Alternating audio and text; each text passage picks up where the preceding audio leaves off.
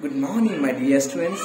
So today in these sessions we are going to learn regarding the equilibrium equation in elasticity subjected to a body force, tractions or surface force and point load. Sometimes we can see as basic equation of elasticity.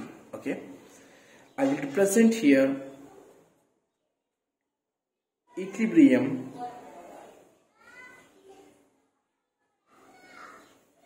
equation of elasticity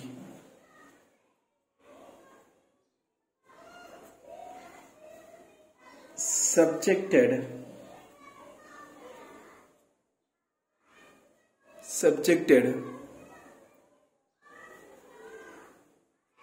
to a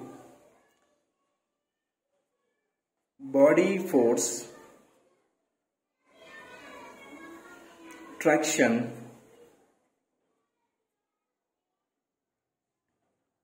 or surface force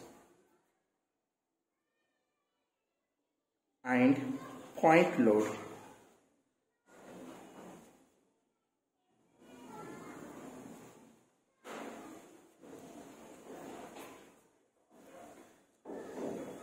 Or we can say as basic equation of elasticity.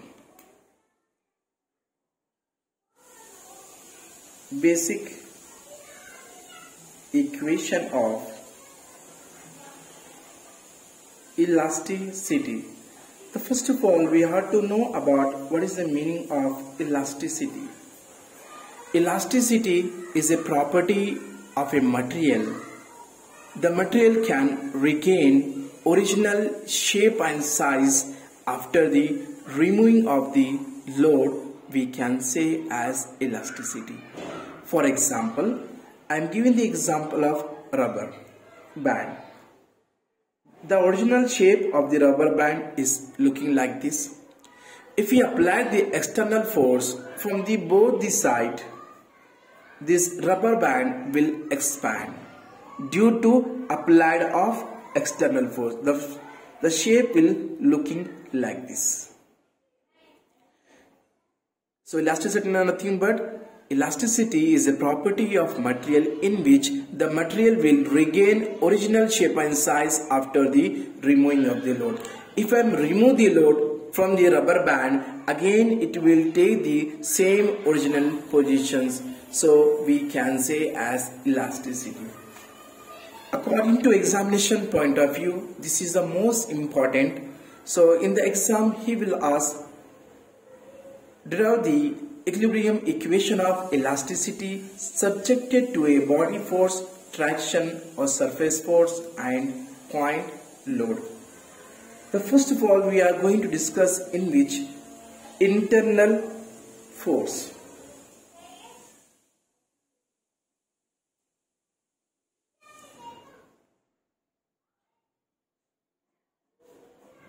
So what is the meaning of internal force?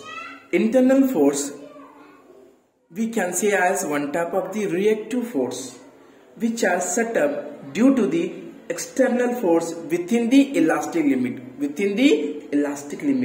So in the internal force always numerically equal to the external force we applied on the specimen. We can say as internally force. So internal force, they are reactive force. What we can say here? They are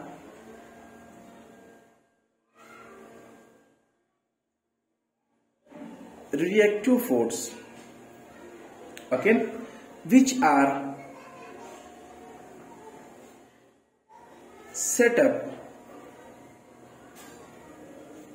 due to external force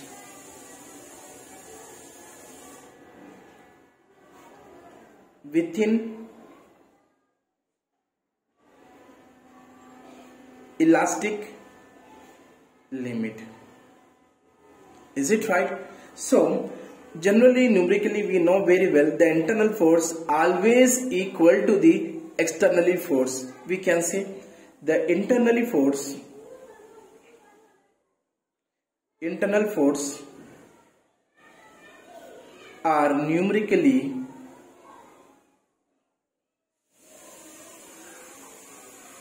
equal to the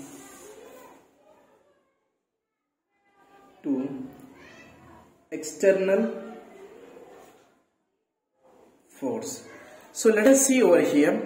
So generally we observe over here, I told you the internal force, they are reactive force. They react to the womb dear, they oppose to the womb, to the external force. They oppose to the, this is, let us see over here, this is my body. Okay, the body, they have the internal capacity. They can sustain the load. So let us see over here, the internal resistive force of this material is, how much is there? 10 Newton. How much is that here? 10 Newton. The initially what I am doing here, first thing is I am applying the load of 1 kilonewton on this 1 Newton on this specimen.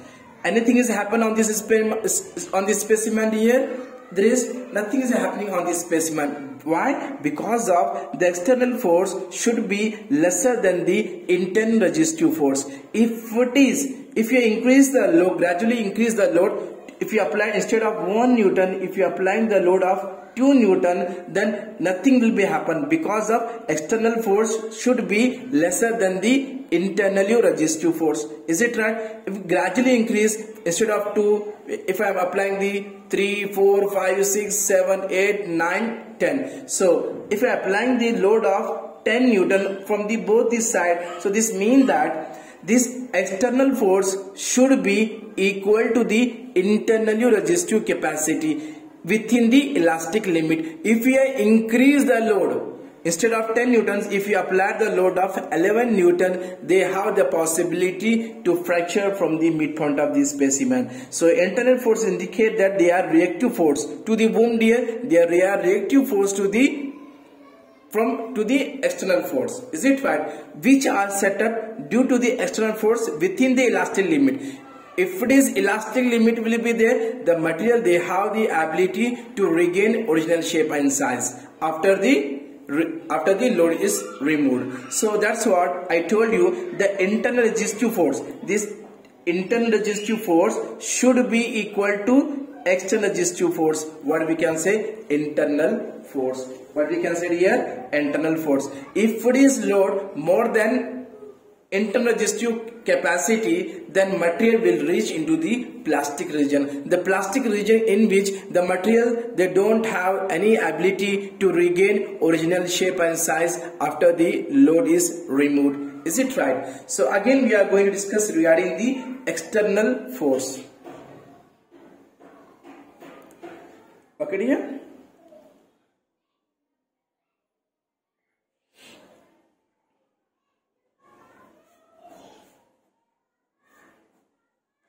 So external force nothing but the state of stress and strain arises. So if the stress, if the load is increases, it causes strain will be arises due to the external influence, the external force acting on the body into three types. The first one we can say as body force, second one we can say as traction, third one we can say as point load. So let us see over here. So I told you the external force state of stress and strain arises. So if load is increases, it causes change of length is happening. Is it right? If the stress is arises, due to strains also arises. Is it right? Due to external influence, due to external force, external influence, or we can say as external force is acting on a body, due to the stresses arises, causes strains also arises. Is it right? So we can say as external force. Is it right? So the external force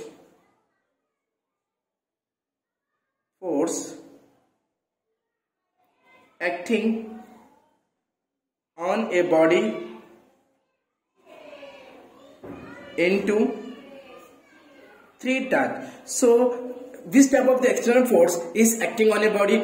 First one is point load. Point load is nothing but the load is acting at a particular point. So let us see over here. This is our beam. Okay, let us observe. That is our beam. If I am telling that if I am applying the point load, the load 10 kilonewton is acting at the midpoint of the specimen, means the load is acting where? At the midpoint. The midpoint is indicate that the point load nothing but the load is acting at a particular point wherever you want to apply the load. So we can say as point load. The first one is point load.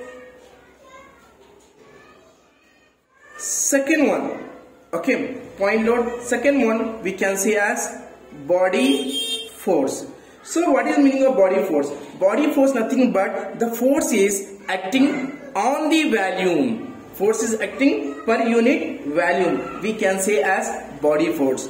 And third one we can say as traction. So are you heard about this word traction? The traction nothing but the force is acting on the area. The force is acting on the area, we can say as traction. This traction is only suitable for the 2D element, and the body force is the suitable for the 3D element. Okay dear. And point load is nothing but the load is acting at a particular point, we can say as the point load, and the body force nothing but the force is acting on the volume, we can say as the body force. And the traction nothing but the force is acting on the area, we can say as traction. So first of all we are going to discuss regarding the point load. Okay, point load. The point load nothing but load acting on a particular or specific point. Particular point is called as, is known as, what we can say here? Point load. Just now I told you point load, the load is acting at a particular distance. So let us see over here. So I am assuming same. Simply support beam. The distance, the total length of the beam is 10 meter. I am telling that you need to apply the load of 5 kilonewton at a distance of 2 meter from the right end. Distance of 2 meter. How much load? 10 kilonewton from the right end. Okay, so from the left end. Okay dear. So this is my right end, this is my left end. So point load nothing but the load is acting at a particular point. So I am telling that a force of 10 kilonewton is acting at a distance of 2 meter from the left end. Then you have to apply the load here. So this means that the load is acting at a specific point. So we can say as point load. And second one we are going to discuss regarding the body force. So body force, it is denoted by F. Body force, it is denoted by F. So body force is defined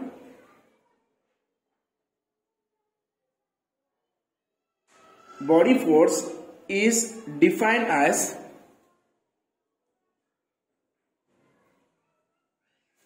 okay,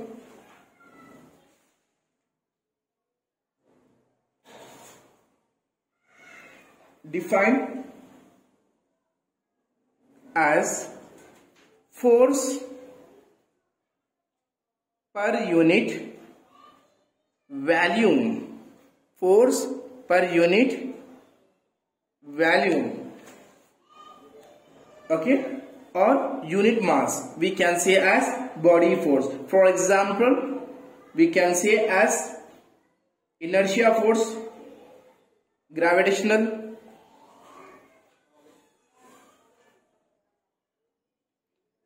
or we can say as electromagnetic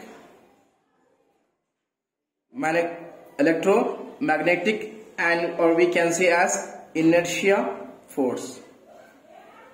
Okay, the body force is defined as a force per unit volume, we can say as body force. And third one we are going to discuss regarding the tractions.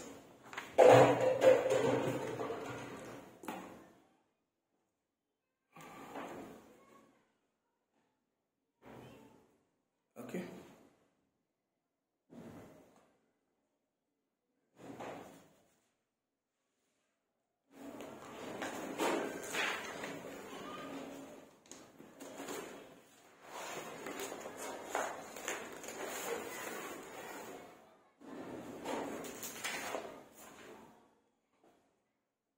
Third point, it is visible. Okay, third point. So third point we can say as traction.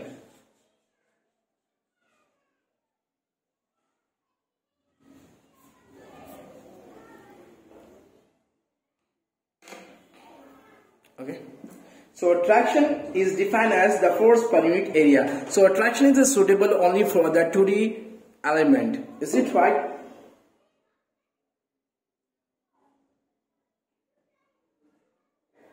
Traction is defined as force per unit area. Force per unit area. Okay, it's visible properly. Force per unit area. So let us consider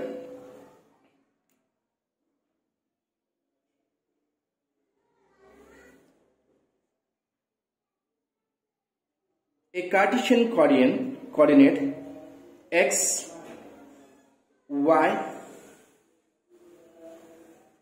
and z.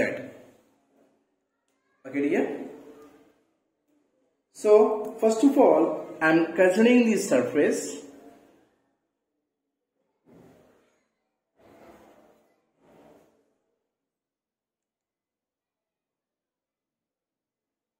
I am considering the cube here.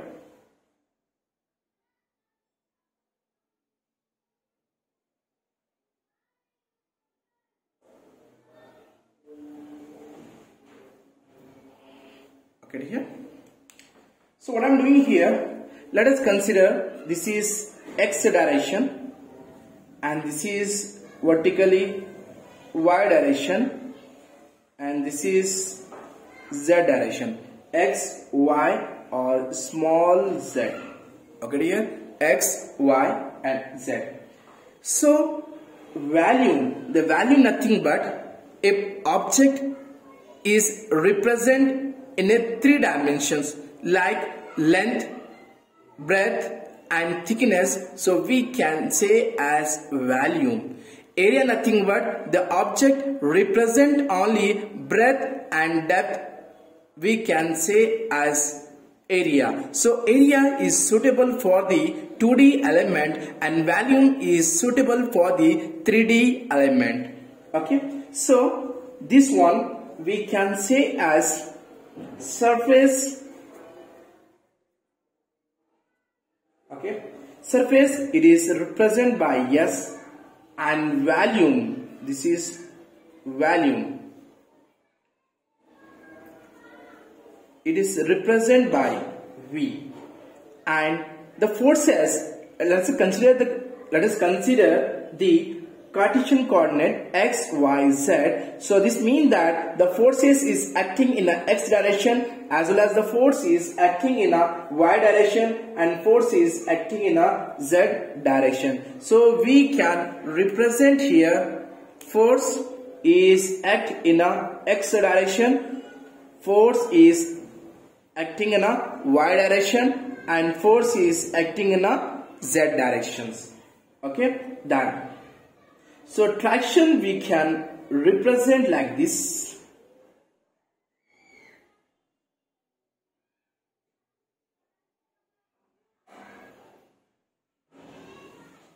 Okay.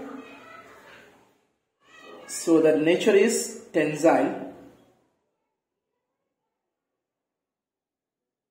above and below. and one is below and one more is above touch here. So this one is indicate that it's the T. T indicate traction. Okay dear? T is indicate traction. So as shown in a figure, so body is having the surface area is S and the surface and volume is V in a which direction? In a Cartesian coordinate in a X, Y and Z direction. So let T be the tractions in a 3 direction, or let T be the traction. Surface force is acting on the area. Surface force is acting on area having 3 components in the Tx, Ty and Tz direction. We can represent here. So as shown in a figure,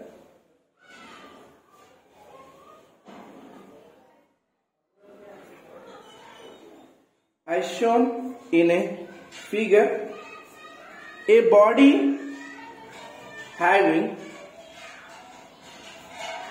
surface S and volume V lying in a Cartesian in X, Y, Z in a Cartesian coordinate.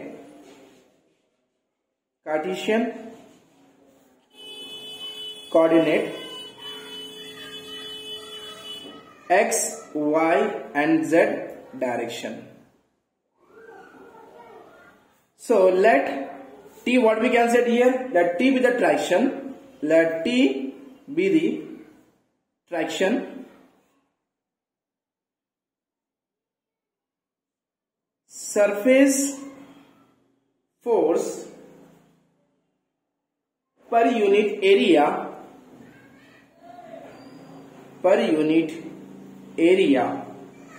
having 3 components. One is Tx, Ty and Tz, having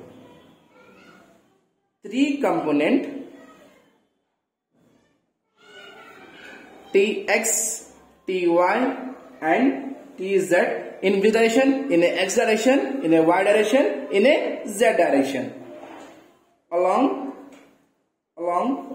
X, Y, Z direction. Okay dear. So we can represent here the traction.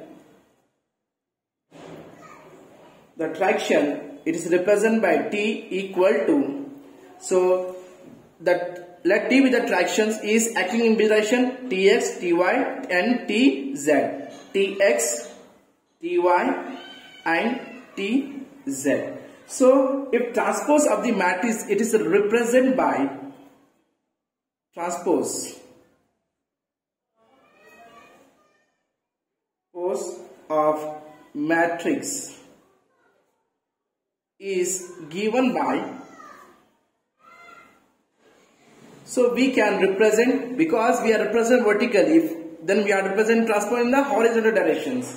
So T we can represent in such a way that Tx horizontal, Ty horizontal and Tz transpose of T we need to represent. It is considered as equation number 1. Okay dear. Then if you are considering the small element of volume having the body force, and 3 dimension for the 3 dimension, the force is acting in a X, Y and Z direction. Then we can represent here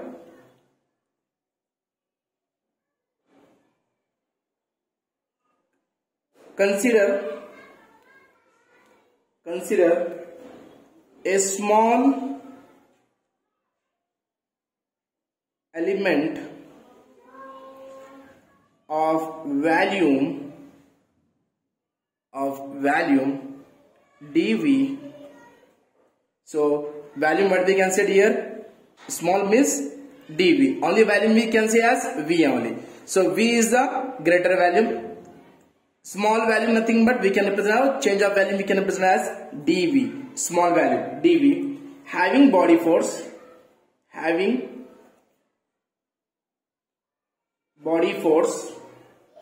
along three direction, fx, fy, fz, along three dimension or three direction, we can say fx, fy and fz. So I am representing here because it should be familiar for you. Okay dear? Then body force we can represent as body force, it's represented as F equal to, in a vertical direction you have to represent Fx, Fy and Fz. If you want to transpose, then it should be F equal to, in a horizontal direction, Fx, Fy and Fz transpose. So it is considered as equation number 2. Okay dear? Done. First of all, we have learned about traction. Second is body force. Again, we are going to discuss about point load. Is it right, my dear? Done. Let us consider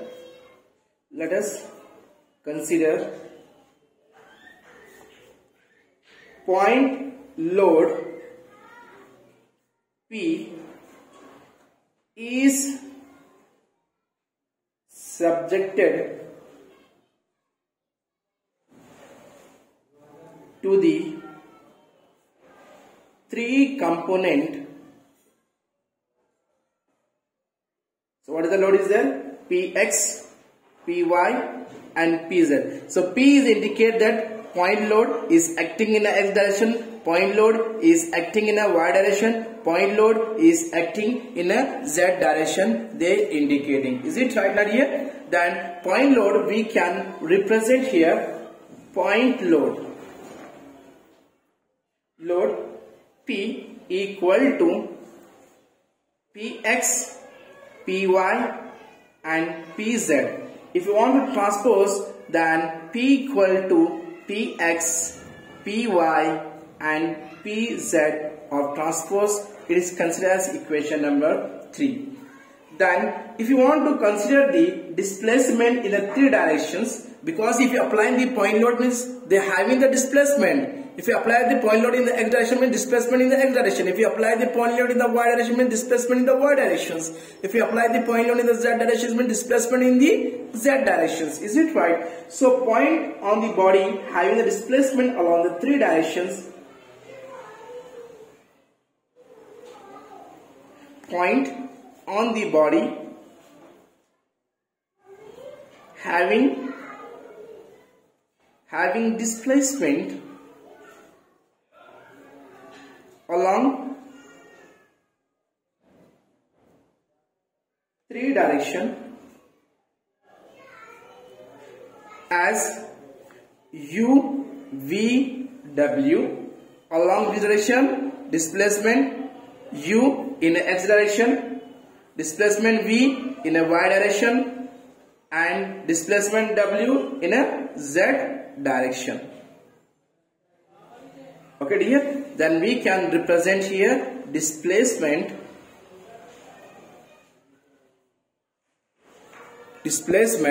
u is equal to under root of u, v and w, displacement u, v, w. If you want to represent in the transpose, then u, v, w transpose. So it is considered as equation number 4.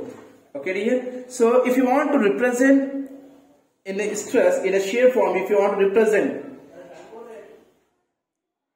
stresses represented by shear stress, then how to represent tau ij equal to, let us see over here how to represent. The first thing is sigma x, stress in a x direction, stress in a y direction, stress in a z directions. So then if you consider this one cube here like this, so sigma x here, This is sigma y, and this one is sigma, or we can say like this, sigma z. Then shear stress should be how much here? It should be, we can represent it here, tau xy. They represent in x and y, remaining is y only. Tau as it is, first x, remaining is z. Okay dear. So here tau y, first of all you are taking, because the shear stress is acting in the y direction, y. Who is remaining here? X remaining here, z is remaining. We can represent here y x. What about here? Y z. What about here? Because the shear stress like this,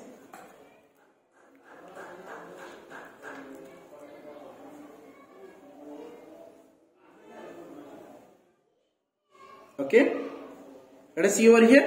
Then here we have to represent here shear stress. First of all you have to consider z. Z is acting in a which direction? X direction. Z is acting in a which direction? Y direction. You have to remember sigma x, sigma y, sigma z. Shear stress x along with y is acting. Shear stress along with y. Okay, and shear stress along with z, tau x z we can represent here. And what about here? This is tau, sigma y already is there, sigma y already is there. Here tau yx, y along with x, and tau y along with z you can represent here. And this is sigma z. Just how to remember this one? Sigma x, sigma y, sigma z. Sigma x along with y is acting. This is the y and this is z. Sigma x along with z is acting. This is a part of y only. This is direction of y. Tau along with x is acting. Tau along with z is acting. Over. Tau along with z along with x is acting. Z along with y is acting. That is completed. Okay, that here. Then this is the shear stress. Then sigma. The sigma is indicate that normal stress. What they indicate here? Normal stress. Okay.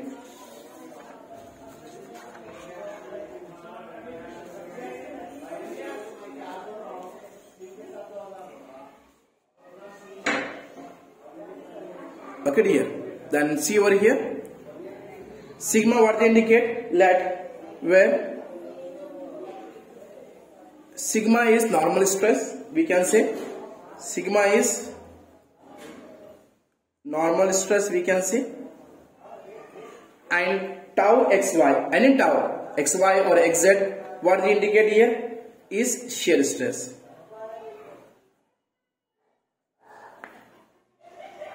So sigma x, sigma y, sigma z is indicate that the normal stress is acting in the x direction, normal stress is acting in the y direction, normal stress is acting in the z direction. Shear stress is acting in the x and y direction, shear stress is acting in the x and z direction, and shear stress is acting in a y and x direction, shear stress is acting in a y and z direction, and the shear stress is acting in a z and x direction, shear stress is acting in a z and y direction. We can represent. So they having the how many components are there? Total 6 components are there. Is it right? Then this 6 component of stress are indicated